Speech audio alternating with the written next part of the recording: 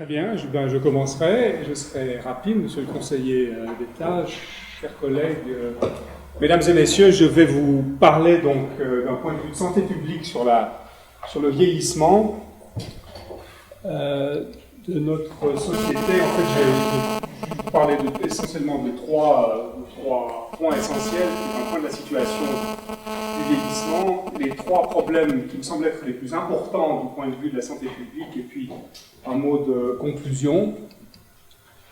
Peut-être d'abord sur la situation. Vous connaissez tous cette évolution de l'espérance de vie qui est remarquablement continue depuis la fin du siècle passé, la fin du 19e siècle, jusqu'en l'an 2000 ici. Une différence qui s'est légèrement aggravée entre les sexes, mais qui reste relativement constante depuis 20 ou 30 ans. Ce qui est important dans l'évolution récente, c'est que l'espérance de vie aux âges élevés, qui témoigne de la mortalité aux âges élevés, en fait, a évolué plus rapidement que l'espérance de vie à la naissance, ce qui signifie en fait que la mortalité chez les personnes âgées a diminué plus rapidement que dans l'ensemble de la population. Vous voyez ici l'espérance de vie à 70 ans, qui est le nombre d'années de vie qui reste à vivre pour les gens qui atteignent l'âge de 70 ans. Vous voyez qu'il a passé à peu près de 20 ans au siècle passé à 10 ans au siècle passé jusqu'à à peu près 17 ans actuellement. Il a presque doublé donc, pendant cette période. On peut le voir aussi sur cette autre... voilà, on ne voit rien du tout. C'était censé vous montrer ici la chute de la mortalité infantile. On est entré dans notre période, dans ce qu'on appelle une transition épidémiologique. En fait, la mortalité infantile à la fin du siècle passé en Suisse était autour de 200 pour 1000, c'est-à-dire un bébé sur 5, à peu près avant l'âge d'une année. Elle a chuté d'une façon absolument considérable. On est à peu près autour de 1 pour 1000 maintenant, même en dessous.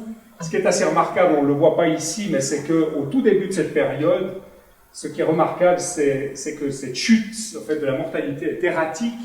Pour un épidémiologue, ça signe en fait une situation qui est fortement marquée par les épidémies d'année en année. Et à partir des années 60, 1960, 1970, la courbe est très très régulière qui témoigne simplement du fait que la mortalité infantile était dominée par des maladies non infectieuses. En fait, pendant ce temps, je crois qu'on le voit un peu mieux, pendant ce temps, la mortalité des personnes âgées, entre 75 et 84 ans, a chuté d'une façon considérable. Ici, depuis 1970, on voit que dans tous les pays de l'Europe de l'Est sont ici, en fait, on a une chute considérable de la mortalité des personnes âgées. C'est encore une fois quelque chose qui est probablement la chose la plus remarquable durant notre période. Et puis ce graphique montre le phénomène qui est concomitant à cette chute de la mortalité des personnes âgées. C'est ce qu'on appelle la rectangularisation de la mortalité, c'est-à-dire la compression des décès autour d'un âge idéal. Vous voyez ici 4 courbes, je ne sais pas si vous les voyez, mais vous voyez 4 courbes qui sont les distributions d'âge au décès à 4 périodes. Cette première période ici, c'est la fin du 19e siècle, et vous avez une courbe avec une moyenne, disons, ou un âge modal, comme on dit, autour de 70 ans.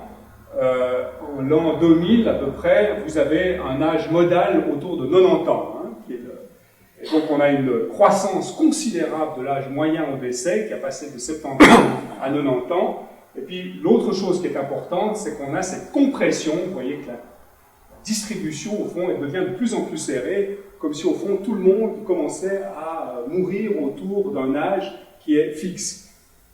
La deuxième chose qui est importante ici, c'est l'augmentation en fait, de l'âge au décès. On voit que la limite pousse en avant, et en fait, si on fait une statistique connue, une fois je suis navré un peu de visibilité, mais c'est ce qu'on appelle l'âge maximal au décès. Chaque année en fait, de calendrier, il y a une personne qui meurt à l'âge le plus élevé. Et si vous prenez toutes ces statistiques ici pour la Suisse, vous voyez qu'à partir des années 1950, on a une élévation de l'âge moyen au décès pour les femmes, par exemple, de l'âge maximal au décès. Vous voyez, pour les femmes, par exemple, il y a plusieurs années pendant lesquelles l'âge maximal au décès était de 108 ans, alors qu'à la fin du siècle passé, cet âge est beaucoup plus bas. Cette élévation de la durée moyenne de vie, de la durée maximale de vie, est en fait un signe assez important qu'il se passe quelque chose au niveau de la longévité. Et en fait, depuis à peu près 10 ans ou 15 ans, La plupart des chercheurs en démographie ou en épidémiologie de la longévité pensent qu'il y a une innovation considérable dans ce domaine, et comme notait cette image de The Economist, qui est assez parlante, en fait, la majorité d'entre nous ont toutes les chances de vivre vieux, et que l'on meurt en fait en bonne santé, c'est-à-dire avec une période de maladie qui sera de plus en plus rapprochée du moment du décès lui-même. Voilà, c'est un peu la situation où on en est. Je voulais parler ensuite de 3 problèmes de santé publique qui sont, me semble-t-il, au sommet de l'agenda de nos systèmes de santé. La plupart des choses que je vous dirai ici sont en fait dans un rapport qui a été commandé par le service de la santé publique, qui s'appelle Éléments pour une politique de santé publique, qui est en fait téléchargeable sur le site de l'Institut. Si ça intéresse certains d'entre vous, vous trouverez la plupart des données chiffrées qui sont indiquées maintenant. Le premier de ces problèmes de santé publique qui me semble important, c'est l'exigence d'une meilleure connaissance des besoins de santé de ces personnes âgées ainsi que leurs déterminants. Ce qui est assez important, c'est qu'on connaît évidemment un certain nombre de choses sur les personnes âgées. On n'a pas tellement d'idées, en fait, sur à quoi ressemble la santé des personnes très âgées. Et c'est surtout parce qu'on n'a pas tellement d'idées à quoi ressemble une société comme celle-ci. Ça, ce sont les projections démographiques de l'Office fédéral de la statistique qui viennent de sortir. Ça, c'est la situation 2000. Vous voyez ici les personnes de plus de 65 ans qui sont ici. En 2060, on s'attend à avoir cette proportion-là de la population. Cette population-là, qui sera globalement plus âgée, en fait, a des caractéristiques qu'on connaît encore mal. Je dis ça parce qu'il y a beaucoup de gens qui, aujourd'hui, qui sont des personnes très très âgées, qui sont des vrais survivants, hein, qui sont des espèces de gens qui sont dans des états de sélection, qui souvent ont des facteurs de risque extrêmement bas. Probablement que dans le futur, ces personnes qui seront beaucoup plus nombreuses seront moins des survivants, auront des caractéristiques qui seront différentes. En fait, si on suit l'évolution du nombre de centenaires, on peut prendre centenaires des gens de plus de 90 ans, on voit qu'il n'y avait pas de centenaires. Pratiquement, il y avait probablement beaucoup d'erreurs d'enregistrement de la date de naissance, disons avant 1950. En Suisse, en fait, l'épidémie de centenaires, si je puis dire, a commencé dans les années 50 ou 60. Il y en avait en 2000 à peu près 1 millier, il y en a maintenant à peu près 2500. C'est un chiffre qui augmente à toute vitesse. Cette population-là de centenaires et de super centenaires, c'est-à-dire ceux qui ont plus de 110 ans maintenant, sont des populations qui sont encore mal connues épidémiologiquement, et je pense que là, il y a une vraie nécessité à mieux les connaître. Il y a également nécessité à mieux connaître un élément important qui est lié en fait à ce mécanisme d'augmentation de la longévité. Je pense qu'il faut se rendre compte et se souvenir, c'est que la longévité maintenant augmente parce que l'état de santé des personnes âgées s'améliore. Hein. C'est parce que les gens ont une santé qui est de plus en plus éclatante qu'ils meurent plus tard. Le décès, là, est un indicateur, en fait, de santé. Et en fait, ce qu'on voit un peu partout en épidémiologie, c'est que toutes les pathologies létales, les pathologies mortelles, elles sont plus rares. Quand elles surviennent plus tardivement. Et quand elles surviennent tardivement, leur pronostic est meilleur à cause, soit parce que la pathologie est moins grave, soit parce que le traitement ou la prise en charge est meilleure. On ne sait pas très très bien pourquoi on assiste à cette situation bénéfique. Et en fait, il y a deux grands groupes d'explications qui sont évoqués. Le premier, c'est l'amélioration de l'environnement social. J'ai dit tout à l'heure que tout a démarré dans les années 1950. En 1950 arrive l'AVS. Et l'AVS est très très important en épidémiologie sociale parce que l'AVS a fait disparaître la vieillesse comme phénomène, comme élément essentiel de la paupérisation dans cette population-là. Et en fait, un peu dans tous les pays, on voit, à peu près tous les pays sont équipés d'assurance sociale, je parle de l'Europe de l'Ouest, à partir de la Deuxième Guerre mondiale, on voit que là, c'est une amélioration de l'environnement social des personnes âgées qui ont cessé d'être des personnes essentiellement pauvres parce que privées de revenus. Il y a évidemment une autre hypothèse, c'est une amélioration de l'environnement médicale dans l'enfance ou durant la vieillesse pour ces générations qui commencent dans les années 50. Pour les personnes âgées, par exemple, à partir des années 50, arrivent évidemment les premiers traitements antibiotiques qui vont se généraliser et qui ont certainement eu un effet sur la mortalité. Mais encore une fois, on ne sait pas très bien encore distinguer ou restituer l'importance relative de l'environnement social et de la prise en charge médicale. Et je pense que c'est un point très important de recherche, et pas seulement académique, mais parce que demain, il n'est pas impossible que les dépenses médicales entrent en concurrence avec les dépenses sociales. C'est pour ça qu'il est très important de savoir qu'est-ce qui est le plus déterminant sur l'état de santé des personnes âgées, si c'est leur environnement social, auquel cas il faudra investir massivement dans cet environnement social, le logement, le revenu, l'alimentation, ou bien s'il faudra investir massivement dans la réparation médicale des pathologies qui surviennent dans cette population. Le deuxième point, le deuxième problème qui me semble important, c'est la réorganisation de la prise en charge des maladies chroniques. Une population âgée, c'est d'abord une population qui est atteinte par des maladies chroniques. Dans le rapport auquel je faisais allusion tout à l'heure, on a fait l'estimation, on a fait des projections, disons, sur un certain nombre de maladies chroniques. On voit ici que, par exemple, le diabète est une maladie chronique très importante dans notre population. En fait, on pense qu'il y a à peu près 40 ou 50 000 diabétiques aujourd'hui dans la population vaudoise. Ce nombre est susceptible d'augmenter de 20 000 en tout cas, c'est augmenter de 50%, ce qui est une charge considérable sur le système de santé.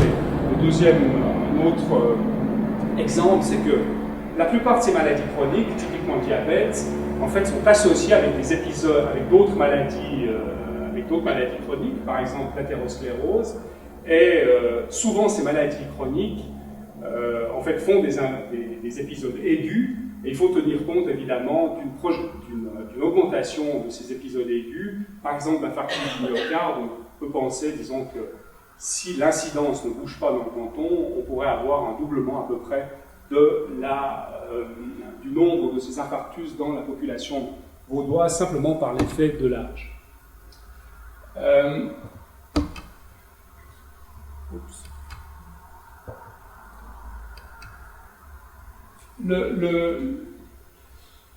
Le deuxième problème qu'il y a, donc le problème va être cette espèce de croissance formidable de la demande en fait de soins pour les maladies chroniques.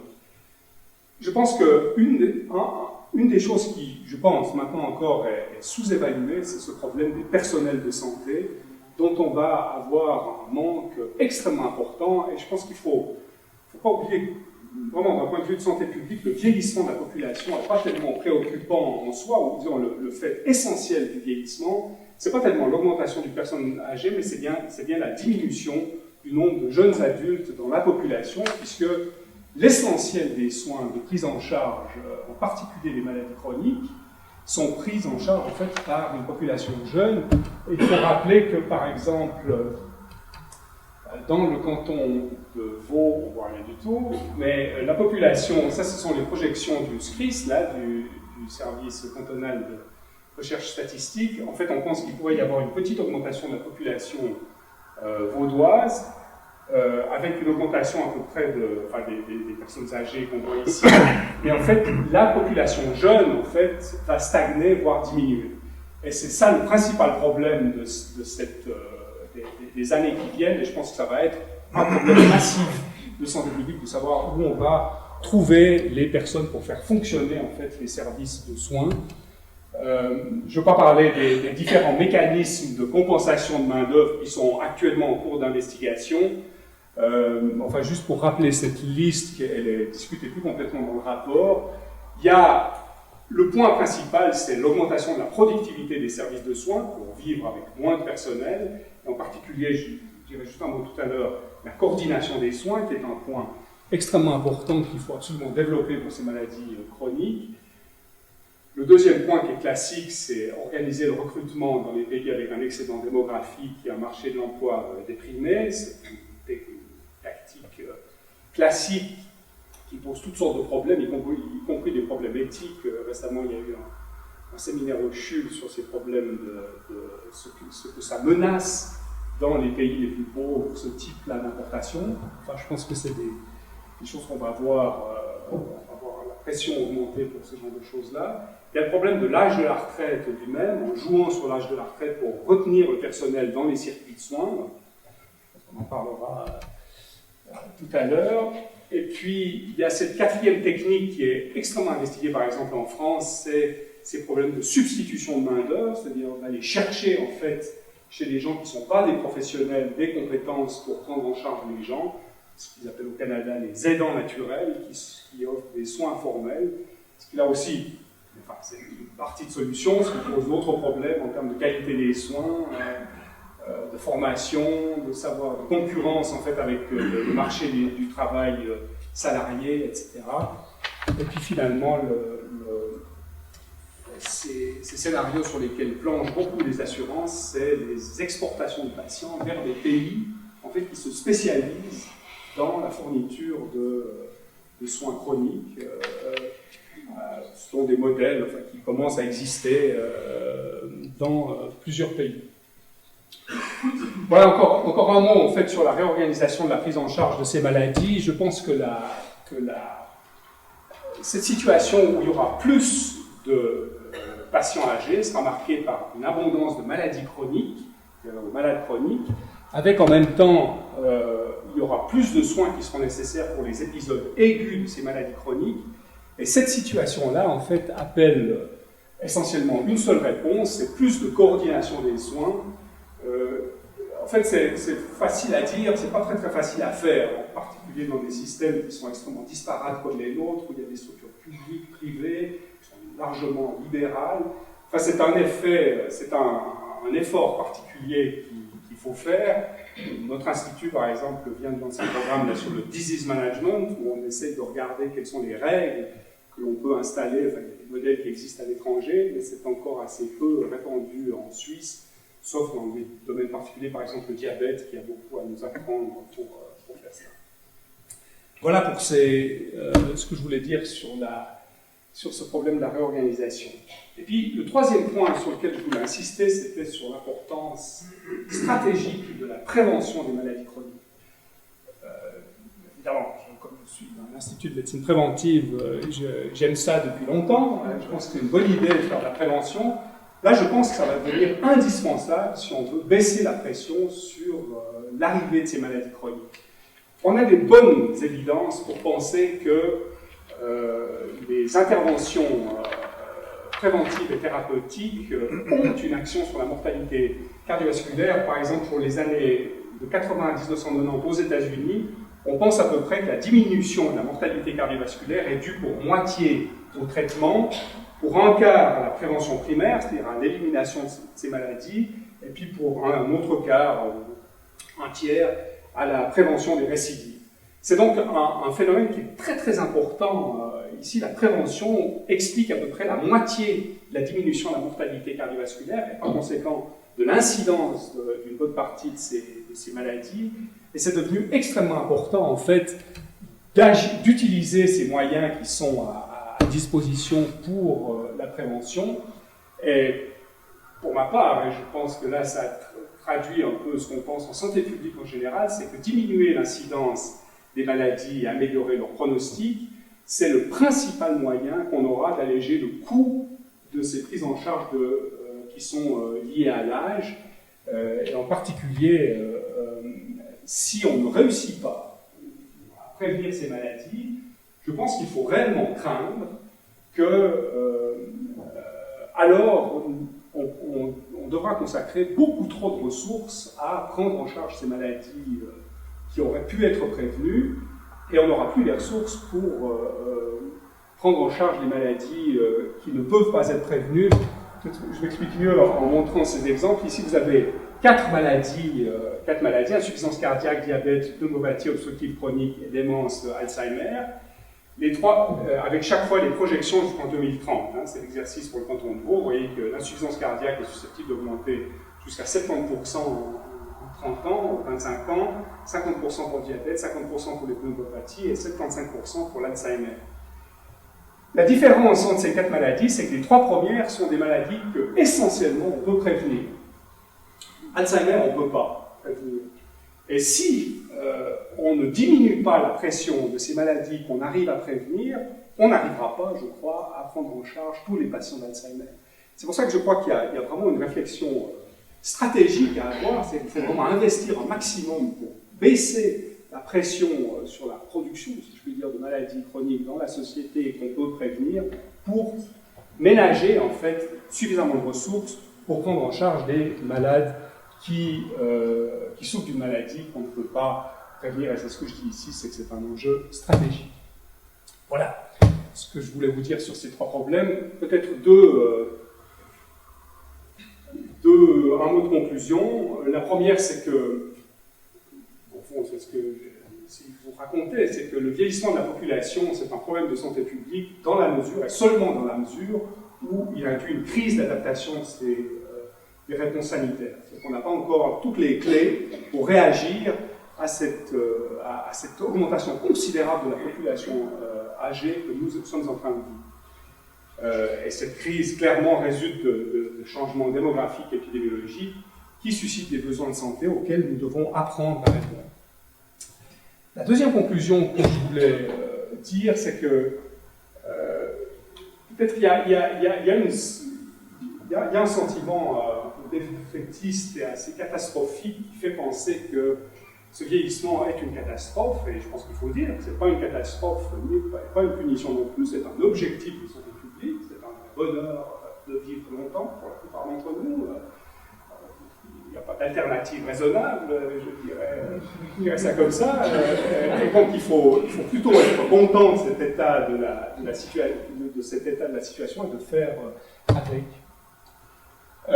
Et en tout cas, je pense que le pire qui pourrait nous arriver, c'est que ce succès suscite une panique. Et en fait, en travaillant sur ce domaine depuis... Enfin, c'est ce que disait d'ailleurs un article de The Economist il n'y a pas très longtemps, que peut-être que certains politiques peuvent craindre le déclin ou la disparition de la jeunesse de leur population, mais en tout cas les gens, people, devraient être très très contents de cette situation de longévité forte. Et en fait, en préparant ces aspects, c'est difficile pour quelqu'un de santé publique de ne pas se souvenir de la panique qui a été provoquée au XIXe siècle, en fait, par la question de la croissance des enfants. Au XIXe siècle, entre la fin du XVIIIe et la fin du XIXe, il y a eu une croissance considérable de la population enfantine à cause de la baisse de la mortalité infantile, une natalité qui est encore très très élevée, et les gens ont commencé à avoir des peurs considérables de savoir ce qu'il fallait faire avec tous ces enfants. Et le XIXe siècle, quand vous regardez, est largement un siècle qui a dû imaginer des solutions pour savoir qu'est-ce qu'il fallait faire avec ça. Vous connaissez peut-être ces tours d'abandon qu'on voit encore dans certains hospices. Il y en a un très beau au musée de l'assistance publique à Paris, je pense qu'il y en a plusieurs, ça c'est celui de Rouen, que je ne connais pas, où on ne voit pas bien ici, mais enfin, on mettait le bébé ici, il y a un tourniquet, il passait dans le couvent, enfin, il y avait toutes sortes d'histoires. Dickens aussi rapporte là-dedans. L'autre aspect, évidemment, de tout le problème du XIXe siècle, est de régler le problème du travail des enfants, qui est devenu un problème à ce moment-là, avec l'émergence de toutes sortes de lois de protection des enfants, pour dire que l'État devait garantir un certain nombre de choses pour les enfants. Et peut-être que vous connaissez ce personnage qui a écrit à la fin du XVIIIe siècle une modeste proposition pour empêcher les enfants des pauvres d'être à la charge de leurs parents. Vous connaissez peut-être ce texte de Swift qui s'appelle, qui a ce titre-là, qui est un monument du mot roi, qui propose simplement de manger les enfants. Notre pamphlet, c'est un. Et ce jeune homme, retenez bien son nom, si vous ne connaissiez pas, c'est Swift. Voilà ce que je voulais vous raconter d'un point de vue de santé publique. Merci.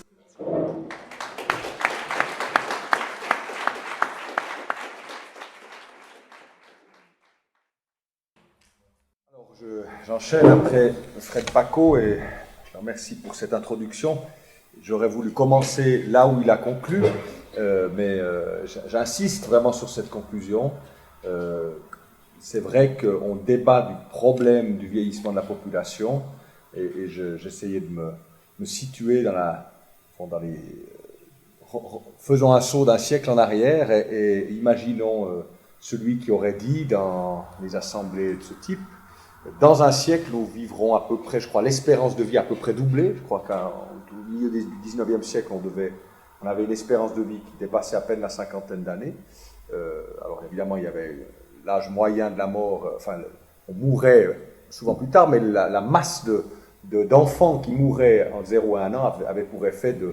Ceux qui passaient le premier écrémage vivaient plus longtemps en moyenne que 50 ans, mais il y avait tellement d'êtres humains qui tombaient entre 0 et 5 ans que ça faisait une moyenne d'espérance de vie de l'ordre d'à peine 50 ans. Aujourd'hui, on est bientôt à plus de 80.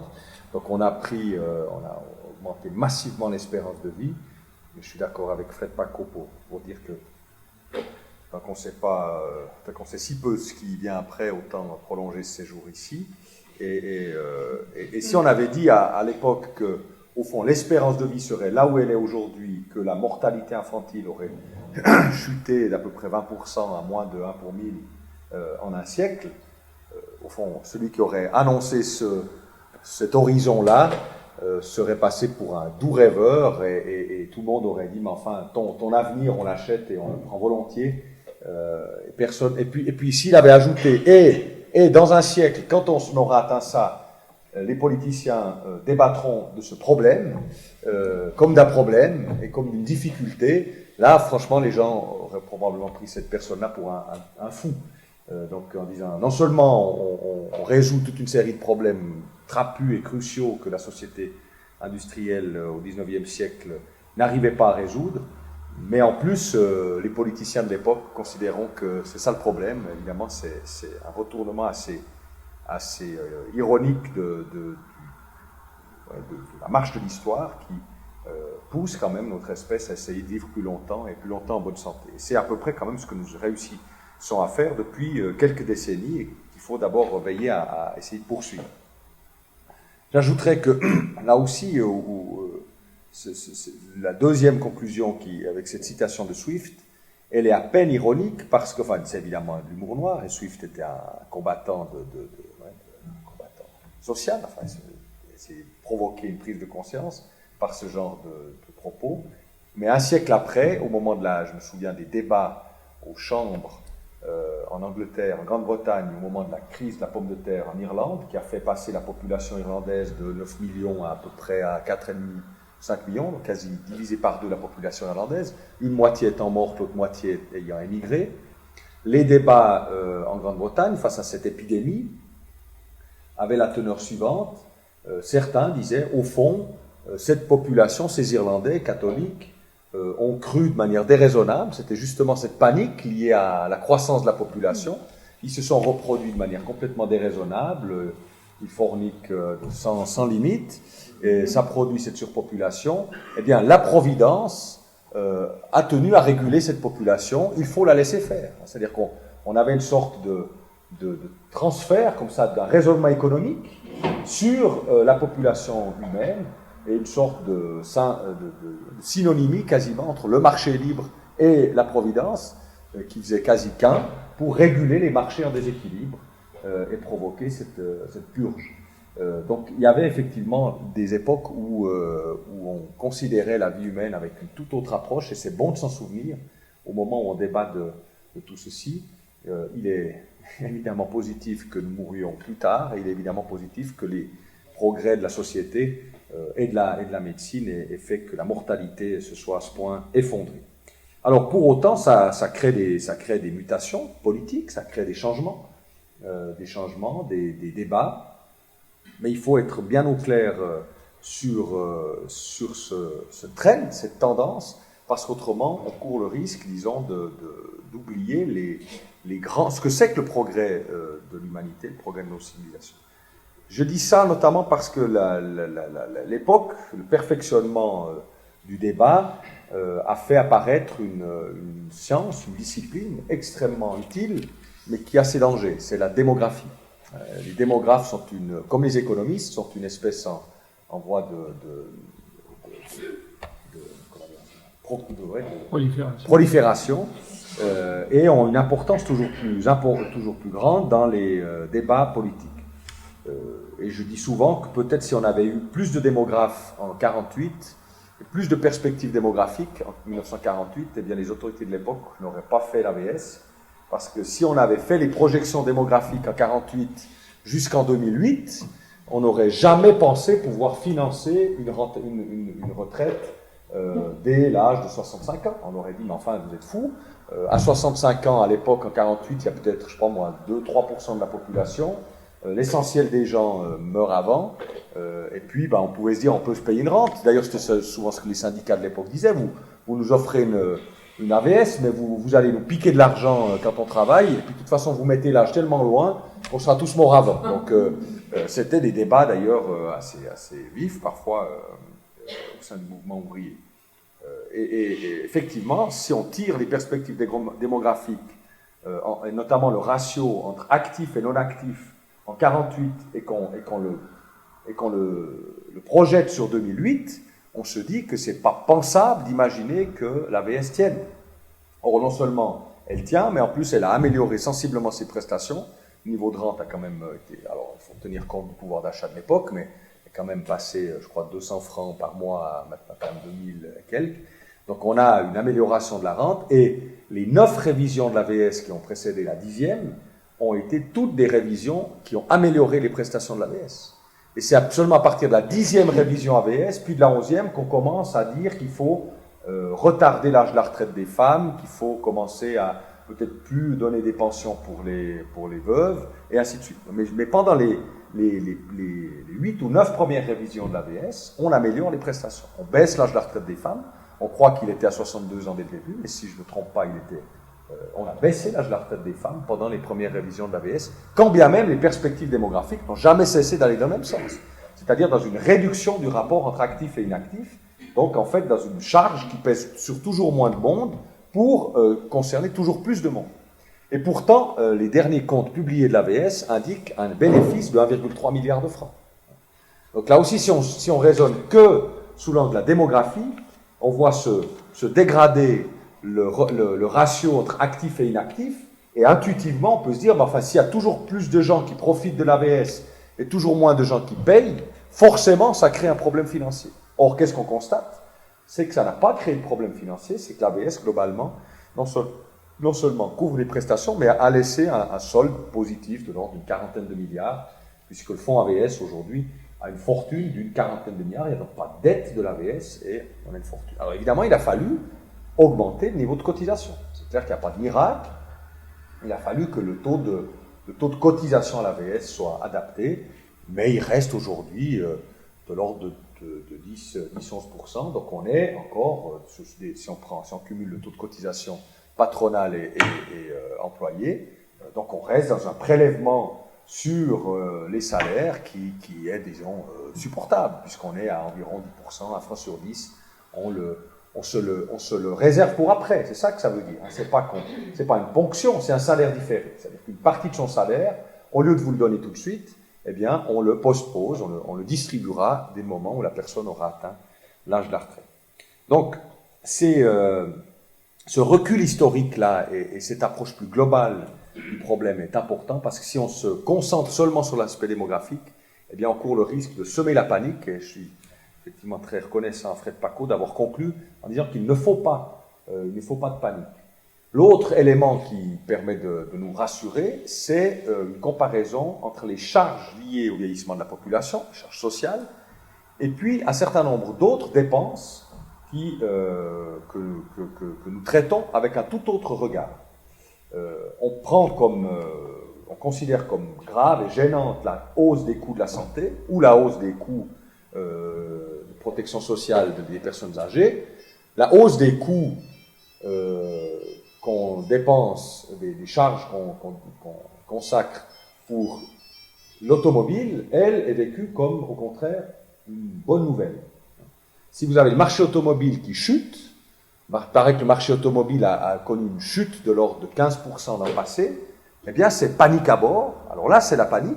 Et tous les gouvernements du monde, à peu près, se précipitent pour demander aux contribuables des milliards, voire des dizaines de milliards, pour sauver cette industrie, pour relancer l'achat d'automobiles, pour qu'au fond les ménages recommencent à consacrer une part significative de leur budget pour acheter des automobiles. On fait la prime à la casse, on fait des soutiens directs aux entreprises, même on leur garantit des plans de financement, etc. Si vous aviez la même nouvelle, c'est-à-dire que si j'annonçais, moi, que dans le canton de Vaud, les coûts de la santé ont chuté de 10%, tout le monde considérait que c'est une grande nouvelle, c'est vraiment formidable, on me féliciterait, et personne ne viendrait dire « Oh, attention, il faut des plans de relance, des hôpitaux, des médecins, il faut leur amener des milliards pour compenser les pertes de revenus, etc. » Là, c'est quand même extraordinaire. Alors on peut se dire « Mais qu'est-ce qui différencie ces deux secteurs ?» Après tout, ce sont deux secteurs économiques. Est-ce que c'est l'emploi? On peut dire effectivement, c'est dommage que le secteur automobile s'effondre parce qu'on perd des emplois. Mais si le secteur de la santé, si les coûts de la santé chutent, aussi on va perdre des emplois. Et proportionnellement, on va en perdre plus. Parce que pour 1 franc qu'on met dans le système de santé, il y a 70 centimes qui partent en dépenses salariales. Tandis que pour 1 franc qu'on met dans le secteur automobile, il y a peut-être 30, 40 centimes qui partent en dépenses salariales. Donc probablement 2 fois moins. L'impact du même franc qu'on met dans la santé, en termes de sauvegarde des emplois, est le double que le franc qu'on mettra pour le secteur automobile. Parce que vous aurez les frais énergétiques, les frais de matières premières, etc., qui seront beaucoup plus forts dans le secteur automobile que dans le secteur de la santé. Donc c'est très perturbant. Et le gain social de dépenser pour la santé ou de dépenser pour l'automobile, c'est certes un grand plaisir de conduire une voiture neuve, mais vivre plus longtemps, vivre en bonne santé, je pense que c'est un plaisir au moins équivalent, voire supérieur. Voilà, c'est ça qu'il faut remettre dans le débat. Ça n'est pas grave qu'on consacre une part importante de notre richesse à assurer une bonne santé de la population. Pourvu, évidemment, que ça marche, pourvu que cet argent qu'on met ait des résultats réellement visibles sur l'amélioration du niveau de vie et de la qualité de vie et de l'espérance de vie de la population, ce que je crois on peut constater. Jusqu'à présent, les praticiens de santé, les soignants, les médecins, les soignants ont plutôt pour un effet positif sur l'espérance de vie, apparemment en tout cas, que le contraire. Il peut arriver parfois, dans des rares cas, que ce soit le contraire. Dans ce cas, il faut évidemment le corriger. Donc, ce qui change au fond, c'est que le système de financement de l'automobile ou de la santé n'est pas le même. C'est ça la vraie différence. C'est pas dans l'efficacité sociale ou dans l'intérêt social de la prestation, c'est pas dans l'impact sur l'emploi, c'est comment on paye. L'automobile, enfin jusqu'à il y a peu de temps, le client l'a payé lui-même, maintenant l'État commence à l'aider, enfin, bon. Mais jusqu'à présent, c'est le client qui paye librement, qui consacre librement son pouvoir d'achat pour acheter une automobile, tandis que dans le domaine de la santé, on est sur des financements obligatoires, c'est-à-dire sur un prélèvement social. Et qu'est-ce que ça change? Ben, ça change une chose simple, c'est que, je le dis comme je le pense, le prélèvement social a le grand défaut pour toute une série de gens que de prendre davantage à ceux qui ont beaucoup et moins à ceux qui ont peu. D'accord? Donc si vous êtes dans un régime socialisé, dans un régime de financement socialisé, que ce soit une cotisation AVS, que ce soit une cotisation fiscale, enfin un prélèvement fiscal, ou comme devrait être une cotisation à l'assurance maladie, le principe devrait tenir compte du revenu, ce n'est pas le cas dans notre pays, c'est très partiellement le cas, puisque c'est seulement les subsides qui corrigent socialement le prélèvement sur l'assurance maladie, mais globalement les dépenses de santé, puisque l'assurance maladie n'en couvre qu'à peine 40%, les 60 autres pourcents sont essentiellement, il y a environ une trentaine de pourcents payés par la personne elle-même, mais il y a une grosse part, un gros 30-35% qui est payé par l'État, c'est-à-dire par de l'argent qui est prélevé de manière progressive, sociale au fond, sur les deniers de chacun. Et ce type-là de prélèvement, eh bien, il y a une doctrine quand même depuis 15 ou 20 ans qui nous martèle que c'est des prélèvements qui ne doivent pas augmenter. Certains ont établi qu'il fallait une fiscale quote, j'utilise le terme allemand, j'ai tellement entendu en allemand quand j'étais à Berne, donc une quote-part fiscale, une quote-part de prélèvements sociaux qui ne doit pas dépasser un certain pourcent qu'un certain nombre d'économistes ont arbitrairement fixé. Et donc, pour contenir ces prélèvements sociaux, eh bien, il faut que les dépenses, elles aussi, soient contenues. L'AVS ne serait pas un problème. On n'aurait pas de problème avec l'AVS si on acceptait que la cotisation AVS, tous les 5 ans, prend 0,2, 0,3% de croissance. On pourrait financer une rente AVS meilleure et on pourrait peut-être progressivement réduire l'âge d'accès à l'AVS à l'âge réel auquel, au fond, on exclut les gens du marché du travail. On pourrait le faire. Mais pour ça, il faudrait accepter que le taux de cotisation, la part patronale comme la part employée, tous les 4 ou 5 ans, a une légère croissance, comme on l'a fait d'ailleurs pendant ce qu'on appelait les 30 glorieuses, où le taux est passé peut-être de 1% à 6%, sans manifestement de désagrément majeur pour la population. Mais on a depuis 15 ans décidé que ça ne devait plus avoir lieu, donc du coup on se pose un problème sur le niveau des prestations, tant dans le domaine de la santé que dans le domaine social. Alors, quand on parle des enjeux politiques de la vieillesse, en fait on voit bien qu'on parle des enjeux politiques de répartition. Il s'agit de savoir comment on organise la répartition des richesses, comment on organise l'équilibre social dans notre société. Parce que la vieillesse, justement, est un âge où les personnes sont affaiblies, où leur capacité à gagner leur pouvoir d'achat, à obtenir leur capacité de financement par eux-mêmes se réduit, se dégrade très rapidement, et donc où leur dépendance à des régimes de solidarité devient beaucoup plus importante. Donc la question de la question, puisque c'est ça le thème, l'enjeu politique de la vieillesse, d'abord, avant tout, c'est une question de solidarité, de quel degré de solidarité notre société peut supporter. Et c'est important de le dire, notamment aux personnes âgées, parce que c'est vrai que le vieillissement de la population a aussi un impact sur la politique. Et on a vu ces 15-20 dernières années la politique beaucoup plus, au fond, s'orienter sur des logiques sur l'expression, c'est pas seulement dans notre pays, mais dans beaucoup de pays, les partis, les tendances qui font peur, qui jouent avec la peur des gens, eh bien, ont de plus en plus de succès parce que, eh bien, il se trouve que la vieillesse est un âge où la peur a une place plus importante que dans la jeunesse. On reproche souvent aux jeunes de ne pas connaître la peur, c'est d'ailleurs à tort, bien souvent, ça les rend imprudents.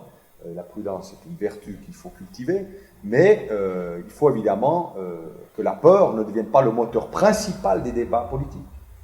Il faut que les réflexes de confiance en l'avenir, de solidarité, d'équilibre continuent d'être des valeurs fortes pour le progrès d'une société. Et le risque qu'on a, si on ne rappelle pas, notamment aux personnes âgées, à quel point, au fond, elles sont bénéficiaires des régimes de solidarité, à quel point elles sont bénéficiaires des régimes qui parient sur la confiance et la croyance que les gens ont, qu'ils peuvent vivre ensemble de manière harmonieuse, eh bien, si on ne le rappelle pas, on court le risque d'avoir les marchands de peur se tailler des parts de marché toujours plus grandes dans le jeu politique et, au fond, dégrader ces mécanismes de solidarité. Et les premières victimes d'une dégradation des mécanismes de solidarité, au début, on croit que c'est les étrangers, au début, on croit que c'est les jeunes qui font les violents dans la rue, parce qu'on fait monter la peur avec ça. Mais à la fin, en dégradant les mécanismes de solidarité, eh bien, c'est les personnes âgées qui en sont les premières victimes. Parce que si chacun commence à penser pour soi, eh bien, si chacun doit se préoccuper de son propre sort, c'est ça le contraire de la solidarité, eh bien, les personnes âgées seront les premières à payer le prix.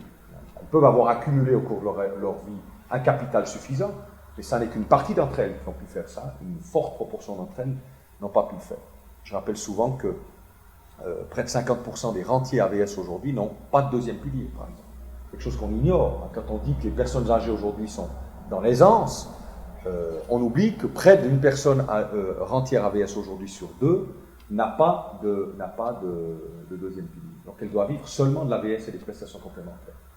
Je rappelle aussi parfois, quand on débat, on veut casser un certain nombre de solidarités à l'égard des étrangers, que l'AVS, par exemple, si on sortait toute la population étrangère du pays, eh bien vous pouvez baisser toutes les rentes AVS de 4%. Parce qu'en gros, les étrangers payent 13% des cotisations et ne consomment que 9% des prestations. Donc le solde bénéficiaire, c'est 4%. Des recettes de l'AVS nous sont apportées, c'est la différence nette entre les cotisations que payent les étrangers et les prestations qu'ils reçoivent pour eux. Donc c'est aussi des choses qu'on ne dit jamais, On parle tous les 2 jours du dernier crime crapuleux qu'un serbo-croate a fait, mais personne jamais ne dit les milliards, les centaines de millions que la population étrangère globalement laisse pour le profit des personnes âgées qui sont, dans leur grande majorité, de bons vieux Suisses, ou de bonnes vieilles Suissesses, qui profitent de cette population étrangère, qui payent les cotisations qui permettent à ces personnes de... Voilà les enjeux politiques de la vieillesse, c'est de mettre en évidence, c'est de renforcer les mécanismes de solidarité. Nous ne pourrons nous en sortir tant pour assurer les prestations sanitaires que Fred Paquois décrite, dont nous aurons besoin. Nous ne pourrons nous en sortir que pour financer les régimes sociaux. Nous ne pourrons nous en sortir qu'avec une confiance et une absolue capacité à défendre des mécanismes de solidarité qui ne doivent pas étouffer la richesse nationale, évidemment, mais qui doivent au contraire la nourrir et lui permettre de croître. Et je dis très souvent qu'on pouvait croire que le prélèvement de la cotisation AVS sur la richesse nationale qui a été créée en 1948, on pouvait croire que ce pourcent de prélèvement, ou pourcent et demi, je ne sais plus exactement à combien était le premier taux de cotisation, serait un impôt sur la richesse nationale et qu'au fond, il affaiblirait le dynamisme économique du pays. Ça a été des débats, et c'était ce qu'une partie de l'échiquier politique défendait comme thèse. Qu'est-ce qu'on a constaté? Les 30 glorieuses, justement, ont commencé à partir du moment où on a créé les assurances sociales. Ça veut dire quoi? Est-ce que c'est par hasard qu'il y a eu cette croissance économique qui s'est développée malgré le développement des assurances sociales? Ou est-ce que peut-être il ne faut pas oser une thèse plus audacieuse, mais que je crois plus vraie, c'est que les assurances sociales ont participé à la croissance économique. Parce qu'en redistribuant une partie de la richesse nationale à des personnes qui étaient exclues notamment de la consommation, on a créé une demande solvable supplémentaire. On a créé une population qui pouvait continuer à consommer des prestations, à consommer des biens et services, et comme elle pouvait continuer à consommer des biens et services, eh bien, elle a enclenché ensuite une offre de biens et services, et donc elle a provoqué elle a développé une économie qui ne serait pas apparue si les personnes âgées n'avaient pas eu les moyens de continuer à être des consommateurs. Pensez aux questions, pensez au tourisme, pensez à l'hôtellerie-restauration, pensons à toute l'industrie. Quand vous avez les achats de Noël, combien de grands-papas et de grands-mamans font tourner les magasins parce qu'ils vont acheter des cadeaux pour leurs enfants? S'ils n'ont pas d'AVS, il n'y a pas d'achat de cadeaux pour les enfants, et ainsi de suite. Donc toute cette masse qui a été prélevée, masse d'argent qui a été prélevée sur la richesse nationale, au fond, est revenue dans la richesse nationale avec en plus des effets multiplicateurs évidents. Parce qu'en permettant à des secteurs économiques de se développer, eh bien, vous avez de l'emploi. Cet emploi, à son tour, génère de la consommation. Donc, en fait, je crois que les mécanismes de solidarité, on peut les défendre non seulement pour des raisons de justice sociale, parce qu'il est juste de ne pas laisser une population âgée vieillir dans la misère et dans l'indignité, c'est moralement juste, mais c'est en plus socialement efficace. C'est d'ailleurs dans la crise que nous vivons un des problèmes, c'est de dépenser des milliards pour essayer de soutenir à bout de bras des structures qui se sont perdues dans la spéculation ou dans de mauvais choix économiques, avec d'un autre côté une population qui risque de s'appauvrir et appauvrissement contre lequel on ne ferait rien. Si c'est ça la relance, les plans de relance des gouvernements, alors ils ne marcheront pas. Je peux déjà dire qu'ils ne marcheront pas. Alors que probablement, une des choses qu'il faut faire, c'est peut-être soutenir un petit peu moins les structures qui se sont fourvoyées, mais au contraire, investir massivement dans le soutien du pouvoir d'achat. Et dans le soutien du pouvoir d'achat de toutes les catégories, mais surtout de celles qui sont les plus pauvres, parce qu'au moins on sait que là, chaque franc qu'on met est immédiatement redistribué. Si vous soutenez le pouvoir d'achat de celui qui peut épargner 30% de son revenu, 30% de ce que vous mettez va partir dans l'épargne. Si vous soutenez le pouvoir d'achat de celui qui doit dépenser 100% de ce qu'il reçoit pour survivre, eh bien 100% de l'argent que vous lui donnez, il repart dans la consommation. Et il touche tous les secteurs économiques qui sont concernés par la consommation. Donc voilà les choses que je peux dire dans les enjeux politiques d'AVS. Puis j'avais prévu de vous dire plein de choses sur ce qu'on fait dans le canton de Vaud pour la politique d'AVS, mais là, je vais être très très rapide, parce que je crois que c'est plus important d'avoir ces débats un peu avec un petit peu de hauteur. Le canton de Vaud, comme la plupart des cantons, doivent pas à pas, petite mesure par petite mesure, se préparer à l'évolution démographique. Mais on constate que cette évolution démographique, si elle va vite, elle ne va pas à ce point vite qu'elle dépasse nos capacités d'adaptation. Je prends un seul exemple, mais on ne peut pas rester passif. Là, au moins, c'est sûr, c'est que la passivité serait criminelle. Si on ne faisait rien, alors là, effectivement, on ne serait pas à la hauteur des responsabilités gouvernementales qu'on peut confier à quelqu'un. Mais je prends un seul exemple, c'est la question du besoin en IMS. Il y a 4 ans que je suis arrivé, le service de la santé publique avait un programme d'investissement et d'agrandissement du réseau médico-social, en me disant, si on ne fait rien, nos hôpitaux vont déborder, les soins à domicile vont être dépassés, les gens vont commencer à avoir des fins de vie à domicile, mais qui ne seront pas des fins de vie à domicile choisies, mais des fins de vie à domicile subies, dans des conditions d'indignité absolument inacceptables pour une société développée. Donc on avait un programme de construction de 400 lits d'IMS d'ici 2010.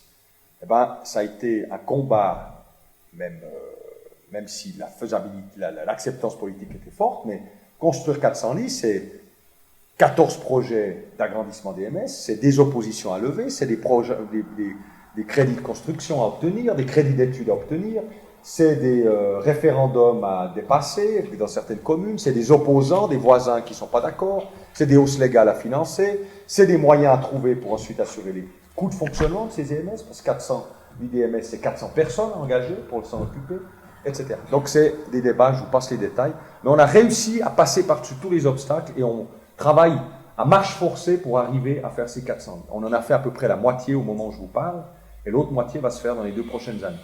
Et non seulement on a fait ça, mais on a créé des structures provisoires, une trentaine de lits dans les MS La Paix du Soir, un EMS privé auquel le CHUV a pu passer une commande de location de lits pour ses propres besoins. Bien, vous avez vu le grand article qu'il y a eu dans le journal 24 heures la semaine passée sur l'engorgement du CHUV. Avec tous ces efforts, ce qu'on a réussi à faire, c'est qu'en gros, le CHUV reste engorgé comme il y a 3 ans. Mais si on n'avait pas fait ces efforts, parce que, pourquoi je dis ça? Monsieur Lévra, ici présent, que je salue, a pu me dire que parmi les nouvelles un peu alarmantes qui me passaient, mais enfin, tout était quand même sous contrôle, il me disait, la bonne nouvelle, c'est qu'on avait 50 lits du CHUV occupés il y a 3 ans par des gens qui attendaient une place en EMS, et aujourd'hui, au moment où il me parlait, il n'y en a plus que 10. Donc il y a 40 lits qu'on a libérés, peut-être qu'aujourd'hui c'est un peu moins, on m'a dit aujourd'hui au Brio qu'il y en avait encore 18, mais enfin, on peut dire qu'on a libéré entre 30 et 40 lits du CHUV par les efforts qu'on a fait pour agrandir le nombre le parc d'EMS et pour permettre à ces personnes qui attendent une place en EMS d'en trouver une. Eh bien, cette disponibilité d'une trentaine de lits qu'on a dégagés par les efforts qu'on a faits, elle a tout juste permis de recevoir l'accroissement du nombre de patients qui, par l'évolution que décrit M. Paco, les maladies chroniques, le vieillissement de la population. De sorte qu'aujourd'hui, on est à un niveau de saturation qui est à peu près celui qu'on connaissait il y a 3 ou 4 ans. Mais si on n'avait pas fait ça, alors on n'aurait pas pu passer le pic. C'est-à-dire que d'ores et déjà en 2008, on aurait pu dire que notre système de santé était saturé. Donc, les efforts qu'on fait, on peut les faire, on y arrive dans le cadre de budget qui évolue progressivement, et on mettra le système de santé sous une tension à peu près équivalente dans 5 ou 10 ans à celle qu'elle est aujourd'hui. Mais si on arrive à ce résultat, c'est qu'on a déjà fait des efforts énormes et qu'on a consacré des moyens considérables. Il faut donc prendre des mesures. Tout ce qu'a dit M. Paco, au fond, on l'a converti dans notre programme de politique sanitaire, une politique gériatrique, un développement des unités d'accueil temporaire dans les EMS, une politique de prévention plus active, un renforcement des soins à domicile, un soutien à la première ligne médicale. On doit renforcer l'accès à la médecine de premier recours. On doit renforcer aussi la promotion des nouvelles formations, les assistants en soins et santé communautaire. C'est un nouveau métier qu'on promeut, qu'on soutient. On valorise également les salaires et les conditions de travail de ces professionnels pour justement garder de l'attractivité, pour que les jeunes continuent à choisir ce métier, voire qu'ils le choisissent davantage. On fait des programmes pour retrouver des personnes qui avaient arrêté le métier d'infirmière pour, par exemple, élever des enfants et leur donner une chance de retrouver le métier. Donc tout ce travail-là, disons, est décliné ensuite en politique publique, en mesures concrètes. Et je peux vous annoncer que si nous arrivons à garder le système de santé à peu près au niveau de tension auquel il se trouve aujourd'hui dans 10 ans, c'est qu'on aura fait beaucoup de travail. Mais je ne peux pas vous vendre la lune en vous disant que dans 10 ans, tout ira beaucoup mieux. Mais je pense qu'il n'y a pas de panique à avoir.